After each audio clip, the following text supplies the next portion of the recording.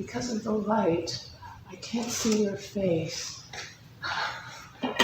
You don't have to show it to me. I just want you to know you're a silhouette to me. Sorry.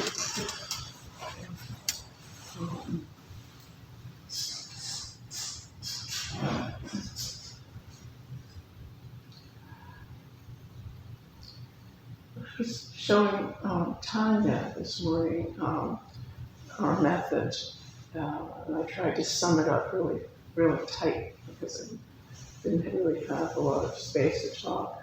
And I said, we do this because we want to see things as they really are, and then to try to explain that is not always the easiest thing. But I thought about it when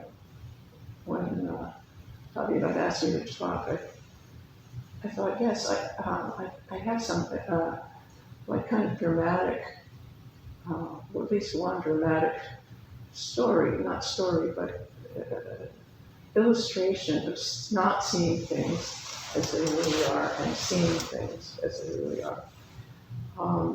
My grandson is just going to be 16 this month, and he's been diagnosed with schizophrenia. Luckily it is, of course they can't tell you exactly what is going to happen, but he seemed to be okay. In other words, he doesn't have to take heavy medications, he doesn't have to be in a hospital, he just sees a doctor once every few weeks. And they found a medication for him that basically helps him separate himself from the voices that are always trying to tell him something. You don't know what it is, but it's frightening for him and depressing, And he's very lucky because the medicine allows him to separate himself from the voices, which are all his thoughts. They're his thoughts, and he understands that now. But he doesn't. I'm looking for the day when I can say to him, but those thoughts aren't you, and he knows what I mean. And he doesn't know that right now, but he knows that he can control his reaction to the voices, and see things as more as they are, rather than an interpretation which is always frightening or bewildering or I don't know what else. And the medication that he gets, I have no idea what it is. Yes, it allows him to be separate, or to let's say to know that he is separate from those voices telling him stuff and asking him stuff and insinuating stuff and all this stuff. And the one thing I will say, I don't know the doctors, and they live in New Jersey, so I'm not really in on it.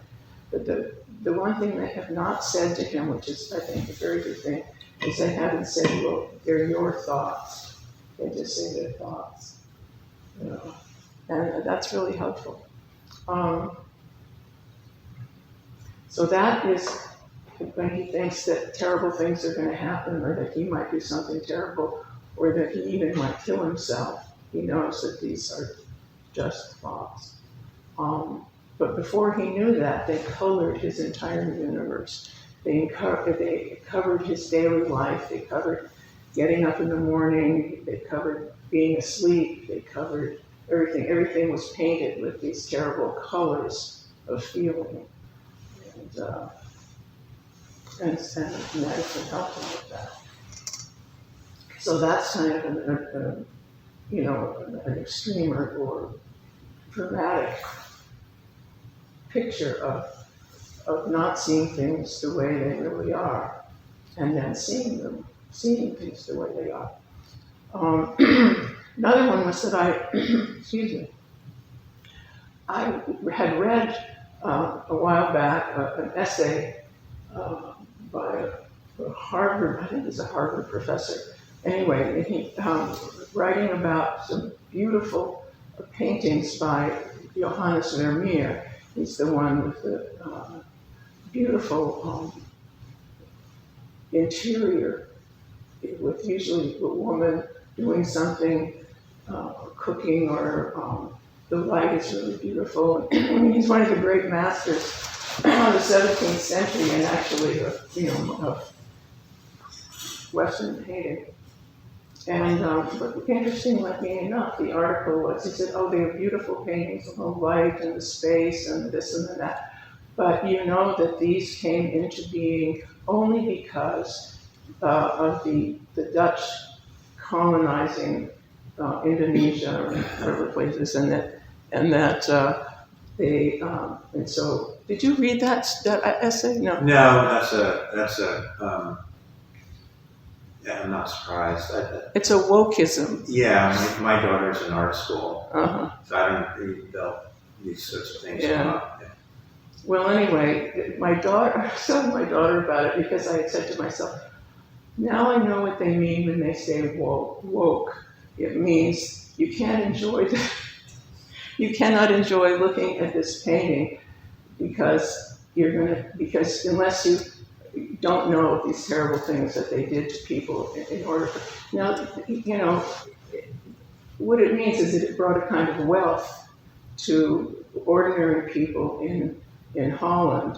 And so somebody like Vermeer, who was not from a wealthy family or whatever, was able to live as a painter until he became so famous that he made money at it.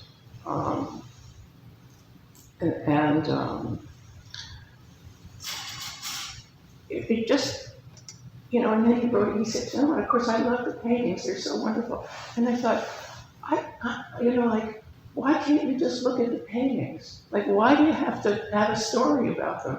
It doesn't matter what the story is. I mean, when you're in a museum and you hear a docent going through with a group of people, they're always talking about the work of art, not the work of art. They're talking about the artist and his love life and his health, and and these are not bad things to know, but they're not the work of art. And you have the work of art, a beautiful painting or a terrifying monster made by the Assyrians, the sort of thing when you breath like this. But no, we have to talk about his, the time that he made the painting or the sculpture or who his parents were, whether he came from a wealthy family or a poor family. All these things are of interest, but they're not the painting. They're not the work of art. And I just wondered, does this guy ever actually look at the paintings? He says they're beautiful.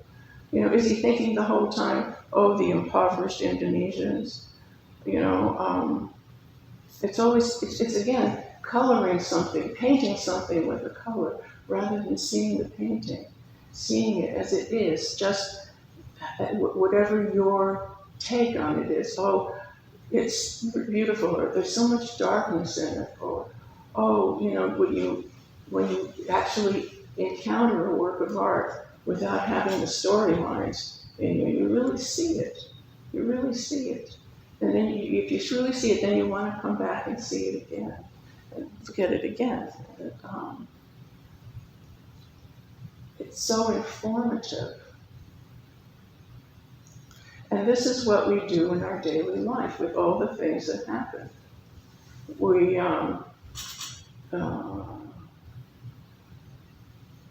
you go into it, I don't know, somebody was talking about going to Walmart and being greeted by the greeter, and how the greeter seemed to be a really mean sort of person. And I think, all right, she assumed that the greeter was a mean sort of person, for something or other, instead of just seeing the person whose job it is, to make sure that, you're at Walmart, or I don't know, I'm not quite sure what, I guess they can steer you to wherever you want to go, I don't know. And that's what we do. Somebody cuts you off when you're trying to get on the parkway or something like that. And after you've gone through your outrage, is that you think, well, I wonder if he's drunk, or or people should really go to driving school more for longer periods of time or whatever. I don't know what they think anymore. I don't drive on the freeway anymore. But it's just a moment in time, where you almost got hit by somebody, and that's it. It isn't anything else, and then you can see it in all its colors rather than, and then let it go, because of course that's no longer happening, and you still have to manage your car with the traffic. I'm trying to think of a really simple thing. One of the things I can say about my practice is that I do a lot less of coloring my experiences. They seem to be interesting enough as they are. I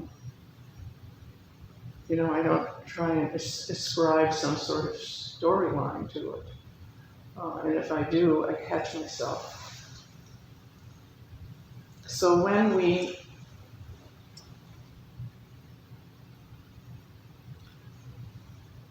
lift our hand, that's all that's happening. I could see the change in you as you were doing. I mean, I didn't really snoop, but I see a little bit the expression on your face, and then the sort of relaxation,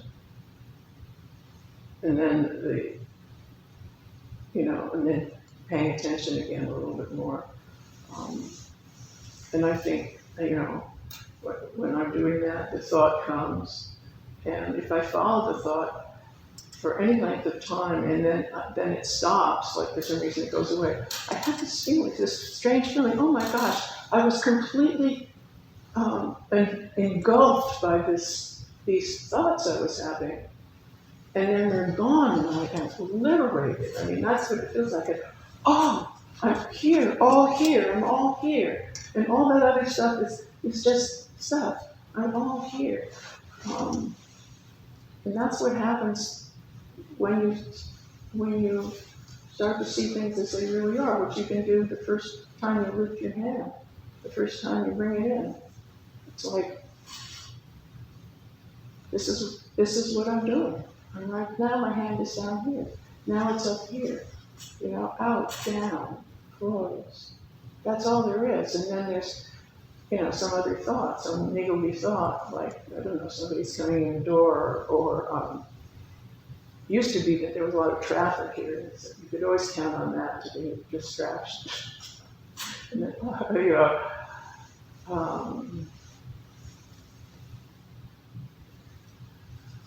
to see things as they really are is to let go of what they call it the self. But let go of the self. The self is the one that paints the picture of what you're seeing or what you're experiencing. That's the self. It wants something a certain way, or it doesn't. It's doing something else. That's the self. It says, I prefer the fall to the late summer. I would much rather be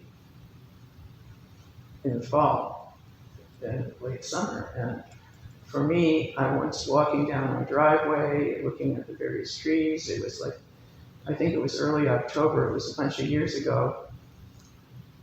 And I had this feeling like that I was kind of pushing the events of early autumn. I was pushing them alongside, like they were something on wheels, and I could make it go faster. Because I wanted it to be fall. I didn't want it to be spring, summer anymore. And it just came to me. I think I'm in control of the weather. Like, I actually believe that I have the right to say, I want October now, And I'm pushing away September or whatever, I couldn't believe it. My mouth just dropped open, and I thought, that is myself. That's what I want. And I'm just subjecting the universe to what I want. And then that's when I realized that that's the self. That's the self. It wasn't just a concept anymore. It was reality. And I felt like I'm the owner of weather, for example. I'm the owner, and because I'm the owner, I can have October when I want it. And it's so frustrating when I can't have that. And then, I could say, well, I'm more identified with it, with the weather. I'm identified with October, and therefore, I have the right to make it come faster, or, I don't like August anymore, and I want it to go, or whatever. It's a silly thing, right? But it was so awesome to me to see that as a self. Like I'm imposing myself on the universe. It's like the director, Martin Scorsese sees October. What an incredible nerve, I guess. And I thought, well, that's the ugliness of ownership. That's the ugliness of wanting things to be as they aren't. There's a kind of ugliness. Not that being a movie director is ugliness, although people who are in the movie say, oh, yes, it is. I admire this from afar. But I was making my own movie. October is here. And it's mine. So think of all I'm missing by just deciding that, when the seasons should change. But that wasn't what the thing was just that I had such nerve, that I had such an ego, that I could will, bring this fall scenery around now, So, and that takes away from your enjoyment of what is happening right now. And there's a lot of things where it's not enjoyment, but that's what's happening. And if you always are sitting in the director's chair, you miss a lot. So I've talked for 20 minutes. I think that's pretty good. And I'm wondering if anyone has any comment or even not even about anything else that we could look at for a few minutes.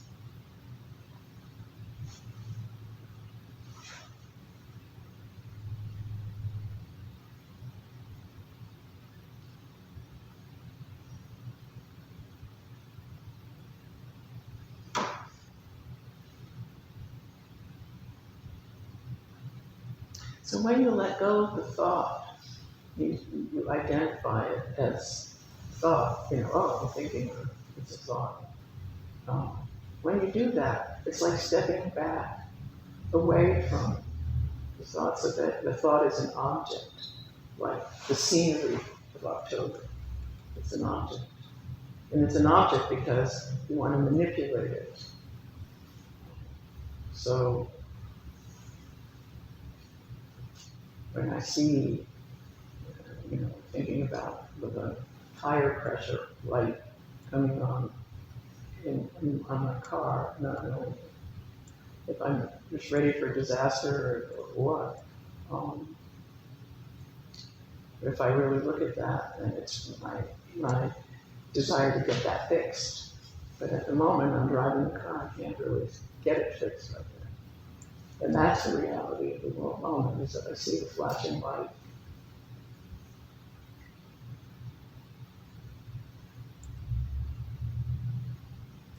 Reality of the moment is not, oh my God, am I going to have to buy another $1 billion tire?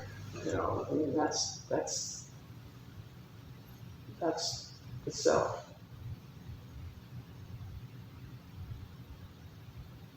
And that's a kind of suffering. It's not really being with what is happening right now, which when the lights were flashing, nothing was wrong other than that. So I consider myself informed, but not panicking. And that's okay.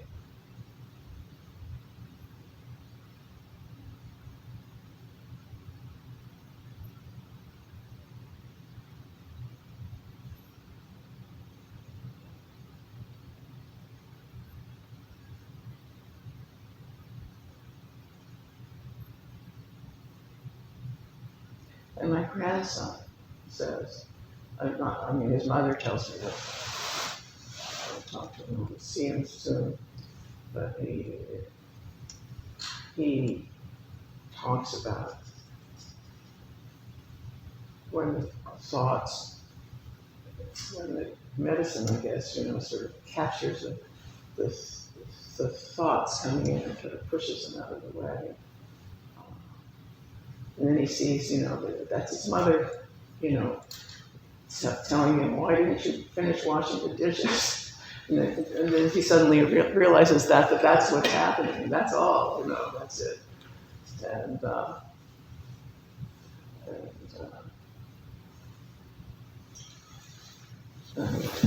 I don't know what goes on in his mind except what he tells us. But I'm very grateful for whoever made that medication. That we lose him.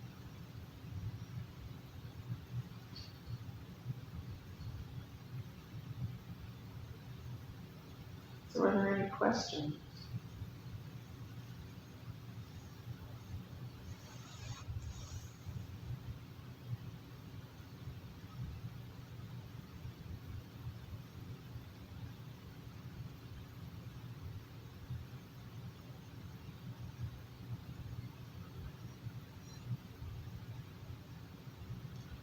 I started going to a lecture series at the Senior Center in Reading.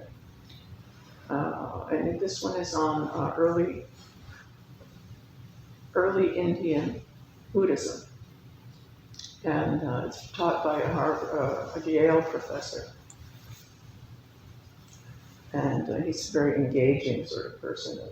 And it was very interesting to hear him talk about these things which are a reality to those of us who practice here. It was very interesting to me to hear it spoken of in these very abstract, what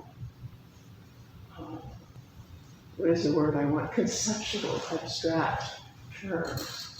And I realize I have, that seems to be how people learn about religions, or at least about Buddhism, which gives itself so freely to a lot of philosophical discussion. And I was interested in people's questions about the very basic stuff, like the mind or thought, and how complicated it sounded. And I just thought, there's such a gulf between actually practicing this stuff and the literature, or the things that, I guess professional, I guess it's, I don't even know, I guess it's academic. I guess that fits. And the difference is like, although I'm very interested to hear about it and to see what is said, because I feel just immensely lucky to have this practice. I think I would be just adrift in the world of, academia, or I don't know what the other things are really. But we just adrift, always looking for something, always seeking, always wanting to know. If I didn't have this practice, which is the knowing, which lets us experience things face to face. At first we see through a glass darkly, and then face to face. And this, to me, is getting face to face. This is it. And all the other stuff is really interesting and worth knowing about, wonderful, and yet it's not it. I guess that's what I want to say. Beware of running your hand over your head because it makes it look like you have something to say. Oh, really? Just kidding. That's an invitation. Yeah, academic things kind of interesting. I've thought about this topic about academics and religion. Maybe I'll attempt to give them due credit in that they excel at separating the ideas of religion from themselves. Uh-huh. So maybe there's some irony there that they actually are able to separate themselves from Buddhism in a way that maybe Buddhists can't, because they see them as like ideas that they're able to move around intellectually without being subjected to their weight, I guess. I always thought that the highest academics in the departments of religion had actually, that's what they liked doing, that there was a certain amount of enlightenment there because they were able to separate themselves from these powerful ideas, whatever religion might be, Right. and still survive and get through their days and have faith in the university, for example. But I get it. Like, yeah, it does seem odd that you would. It does, especially with Buddhist scholars. It does seem odd that why wouldn't they become Buddhists? Like, it seems like that would be an obvious choice, right? Well, I think you're right in saying that it's the academic life is what they want. They don't really want to see things as they really are, because then there would be really no point. They would be out of a job probably. Yeah. Well, thank you for saying something. And thank you everyone for being here. And did you have your hand up? No. Okay. We're done. Thank you. Thank you. Let's see if I can take this off without haunting myself for a bit.